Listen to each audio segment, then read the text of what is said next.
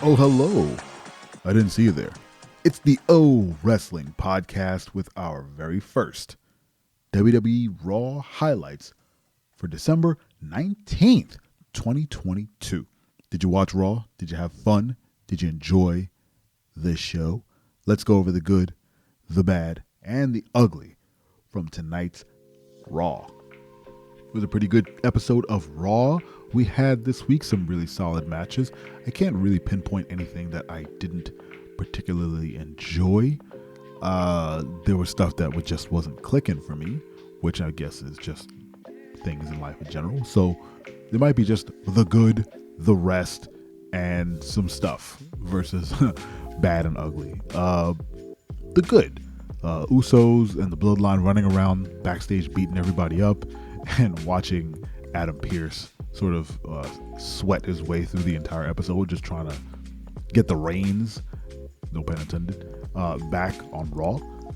And then having a match between the Usos versus KO and Seth freaking Rollins, which was a good match. And the Usos actually took a pin.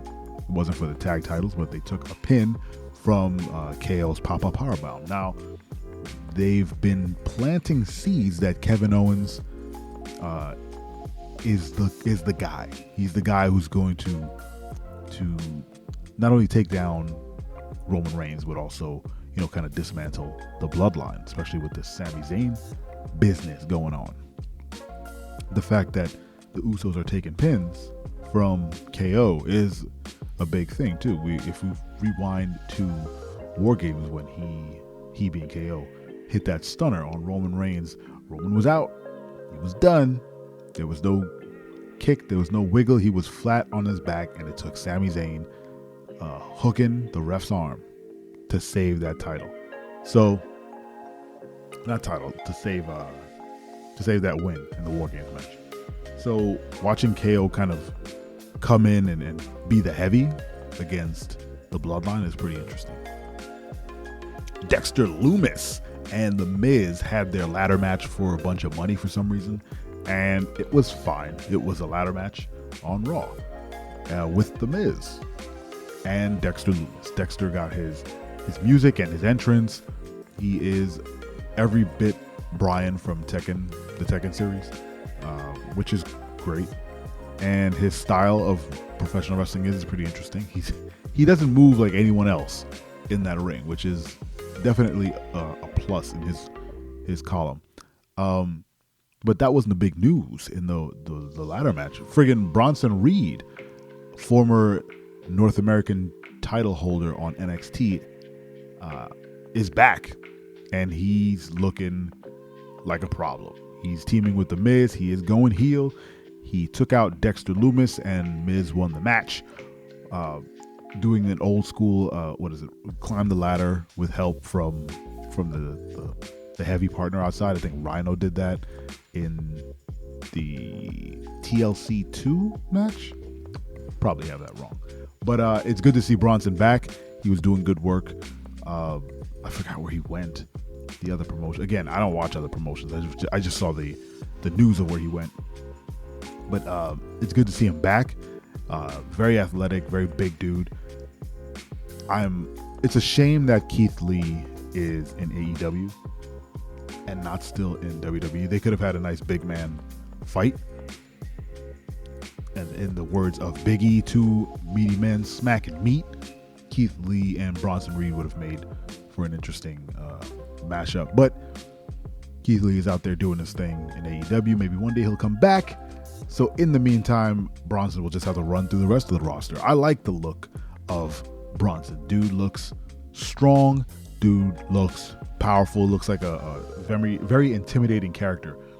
Hopefully, this leads to a Dexter Lumis, Bronson Reed feud or something. Whatever it is, it has to take over whatever this Miz thing is with Johnny Gargano and Dexter Lumis. Again, I'm not saying that they need to ditch their story. I'm saying they need to move it in a new direction. It's one of the few storylines that is on live television that hasn't pivoted a little bit, or maybe it has. Maybe it has done a lot of pivoting based on fan reaction. Who knows? But it hasn't pivoted enough where the fans are getting on board. So hopefully injecting Bronson Reed into it will either breathe new life or completely retool what was going to be a lasting program. They're obviously going to carry this program through the rest of the year and maybe into Royal Rumble. I don't know, but Miz needs something to do for Royal Rumble. If they're trying to work towards getting some sort of, I see some sort of a lot. If they're trying to get not a match, but have a showdown with Dexter Lumis and Bronson Reed and The Miz and Johnny Gargano in the ring for the Royal Rumble, that could be a possibility. I don't know. But whatever it is, I hope they tool it up. I hope they move it in a good direction. Miz has his money back, so that's no longer a sticking point. So I don't know. Whatever. Becky went up against Bayley. It was a great match. Bayley got the pin. She got the win. Of course, Damage Control intervened. It's fine. There wasn't a bad match. I used Raw as background noise tonight. I watched what I could. The rest of the time I was sort of in Space Cadet mode. I was spacing out pretty hard, but every time I would tune back in once a match started. So a lot of the kind of peripheral things happening I didn't catch, but I did see, I think they were asking Adam Pearce about what was going on with Bobby Lashley, and then MVP entered the scene and tried to get a word in, and then they kind of brushed him off and they walked off in a huff, and then the camera panned over back to MVP and he was just kind of standing there grinning, and I don't know what that's all about, but Omos was not with him. And again, I didn't hear what he said or what he was referencing, but I can only hope that it is kind of teasing a reunion for the Hurt Business. If Bobby got fired last week, quote unquote fired, and rehired, maybe he reached out to MVP to kind of get the band back together. If so, I'm there for it. I need Cedric Alexander and I need Shelton Benjamin to get the flowers that they deserve. Again, they were there with Bobby during the Thunderdome era, holding it down with no crowds, and then they dismantled Hurt Business, and we didn't get to witness that sort of Black Excellence tag team or triplet or faction on main roster in front of millions and millions of people. So hopefully they get to reunite and do their thing. But that's kind of the only thing I remember or recall from Raw, other than the matches, which were all fine. I didn't see one thing. Not one thing. I didn't see one match that really jumped out at me. Rollins being Rollins is always fun.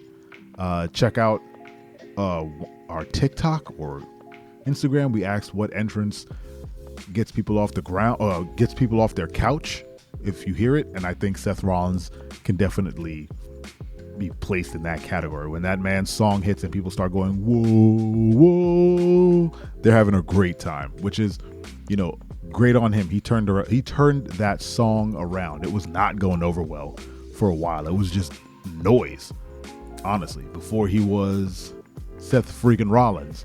And it was just his song screaming burn it down. It was just obnoxious noise, and now it's a crowd favorite. So that's it. That's Raw.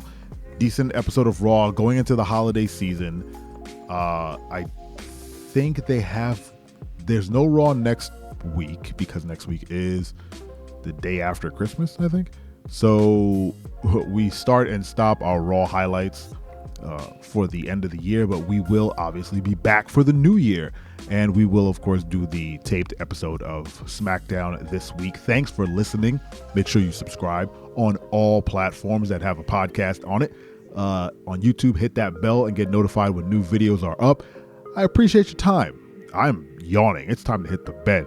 So thanks for listening. I'm your friend. I'm your friend, but if I ever see you in the ring, I can beat you. Don't you know? Yeah, yeah, yeah.